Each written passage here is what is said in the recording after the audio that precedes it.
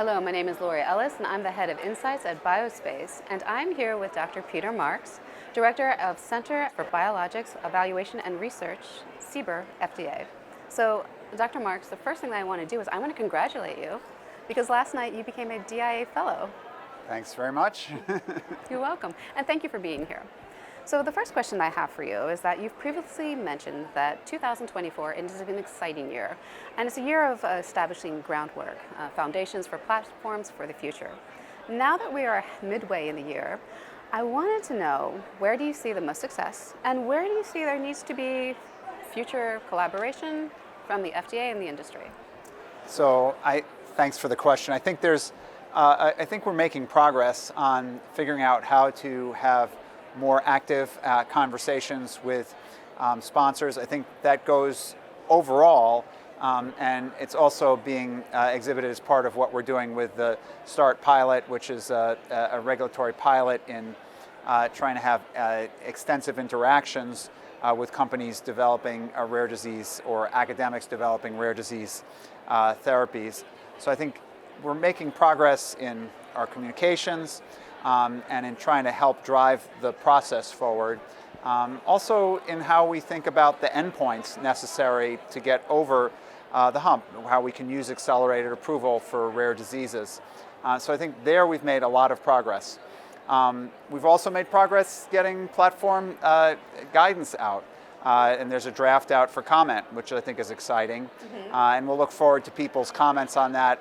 I can say, to be honest, I think people will have good comments, and I'm sure the guidance will improve when we look at those comments. And then there are some areas, though, I think we still are lagging, where I would have liked to have seen more progress, which is we're still struggling to manufacture a lot of these products as well as we'd like to. So you've spoken a lot about the accelerated approval pathway process this year. You've addressed the challenges, you've addressed the benefits. Now that we are once again midway through the year, has your perspective changed? And also, should we expect a guidance sooner rather than later? So I don't think my perspective has changed a lot. I think you've heard me. I mean, we want to lean into accelerated approval whenever we can. Particularly in the rare disease space, because you have patients in need who, getting something to them a year or 2 years sooner can make the difference, for instance, in a child with Duchenne's muscular dystrophy from the ability to walk or not walk. So this isn't really important, or if it's a child with a mucopolysaccharidosis, it could be the ability to speak or not speak. So getting there fast is important. Obviously, we want to get there with good accuracy because we want the confirmatory trials to confirm out, and that's an important piece of this. But I think if we do our scientific work well, that will happen. Toward that end, you asked about guidance. You can probably anticipate guidance at some point in whether it's going to happen before the end of this fiscal year or calendar year. Can't tell you exactly when, on how we'll use and plan to apply accelerated approval for gene therapy products, in part because gene therapies have some properties that make them fit into one of a couple different categories. And just to highlight them, there are gene therapies where the gene therapy product is exactly what the biomarker is. In other words, for hemophilia, for factor IX deficiency, the gene therapy product which produces factor IX is the biomarker. If you measure factor IX and you can see you've raised the level, you have something that's reasonably likely to predict. So those are really easy, low-hanging fruit. Then there's kind of I call it step-ladder fruit, one where you don't have to go up too high, but you might not be able to measure the biomarker directly as the gene therapy. The gene therapy is not something you can measure as the biomarker, the product, but you can measure something upstream or downstream in the gene therapy in the pathway. So you might measure a metabolite that's upstream or downstream. And that also gives you a pretty good handle, so we'll talk about that. That's a second category. And then there's just the higher hanging fruit that you might need to get out a picker for, which are when you can't measure the gene therapy product or something in the metabolic pathway, either because that it's inaccessible, it could be in the brain, or because of other challenges. Those are the hardest ones to deal with. But the good news is a lot of things fall into the first two categories, and so hopefully, given that we have so many thousands of different rare diseases to deal with, we'll at least get some of them through more rapidly using that kind of an approach. Okay. So my next question is that we're seeing a lot of global collaborative efforts within the industry, such as the US and the EU, agreements to collaborate on AI regulation. You've stated that there needs to be regulatory standardization of CGTs among the different countries and that that's essential. What progress has been made? So we've made I think, some good initial progress here, which is that the European Medicines Agency and FDA have agreed to do a pilot in this area of trying to jointly review a product at the same time, which is a pretty big deal because the European Union uses a different review process where member states have rapporteurs, whereas we use a review process where our agency staff review the products. So those two different, getting them together and being able to do that together, once we work out the kinks with that, we're going to expand that to a larger number of high-income country regulators that will include Canada, the UK, Switzerland, and Japan. And then hopefully, if we can get a nucleus of high-income countries doing this, it will hopefully set the way, much like they are already doing in oncology, for a much more facile way of getting products across multiple regulatory environments, hopefully with the same application, right, to reduce regulatory rework.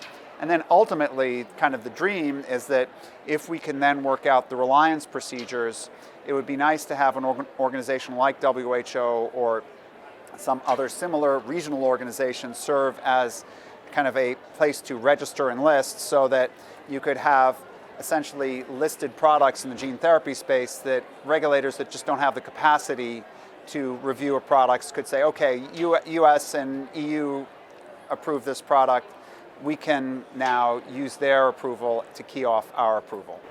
Okay. So then continuing on the standardization of globally of CGT products, including some of the combination products, regulators have often been open to having those conversations early, but there are instances where companies are a bit confused of what they have. So from an FDA perspective, can the FDA help ease the confusion or help guide companies? Because sometimes those conversations are happening and a company doesn't really know what they have yet. Yeah, so I think the answer is, I think for companies, is come into the agency early and often. Early because we have a very early type of regulatory meeting called an interact meeting where basically we just need to know what the general product is going to be developed, and we can help people figure out what the right non-clinical studies or clinical studies or manufacturing technologies need to be applied. And we can do that before someone has spent a lot of time, guessing what we'd want. And then after that, obviously we have pre-IND meetings and other meetings. So I think people should take the opportunity to interact with us. And I think the other thing is, I just say this, and I said it before, but I'll say it again, people shouldn't be scared to ask the agency when we give answers that aren't clear. I mean, in day-to-day communication, it's not uncommon that people say something back and forth, and at the end of the day, your understanding isn't exactly what I thought your understanding was, or vice versa. And that happens in the regulatory environment. And it's a shame that if you think we haven't heard you or you think we've got it wrong, just people need to come back to us and ask us to clarify. Okay. And then my last question is that what are you most excited about for the second half of the year? And then potentially looking forward as you look towards the future. I know it's hard to predict, but say, 1 to 2 or maybe to 5 years out. Yeah, so actually it's great because what I'm Yes. really excited for in the next 6 months is what slides into the next several years. So it's great. So I think this idea, I mentioned this idea of this platform technologies guidance. So one of the platforms that is really quite exciting is the CRISPR genome editing technology. We now have second, third, fourth generation CRISPR constructs where these genome editors are, even though it's still early days, these are able to essentially serve almost like word processing for the genome. Now they're being combined, encapsulated in lipid nanoparticles. Now people are even thinking about how they can get better targeting molecules in them to get them to different tissues in the body. Once that all comes together, we're going to have a really poster child of a platform therapy, because you're going to have a lot of products that will basically be 99 point something % alike, except for a very small stretch of a guide. And how we regulate those is going to be really important, so that we minimize the extra rework and we maximize the number of products that make it through. So for me, the next number of months, we are working on how do you put together the regulatory framework that really embraces that kind of a situation where 99% of something plus is going to be the same, even though one time you might be addressing a bleeding disorder, the other time you might be addressing high cholesterol, just by targeting to the liver, for that matter. So we have to get that right in the next months, so that we understand the framework, and so that'll be exciting to work on, because we don't always get something like nice, fresh regulatory area to work on. But then getting that set up, and then watching in the next couple of years to see, hopefully, there's always fits and starts when a new technology comes on, but I think this potentially has a chance to be transformational, because our current adeno-associated viral gene therapy technologies really limited by the fact that they're hard to make. Mm-hmm. On the other hand, if it works out, again, forward-leaning statement, if it works out, these CRISPR genome editors delivered by lipid nanoparticles, much, much easier to make. They don't require, complex mammalian systems, and they can probably be made at a much larger scale, treat many more people at lower cost, and potentially also be more adaptable for these rare diseases, because you can easily swap out guides on these. So I think an exciting place to look. Whether it's going to be true, you'll only know in a couple of years from now, but it's very exciting to watch develop. That's fantastic. Well, I want to thank you, Dr. Marks, for joining me here at DIA, and once again, congratulations.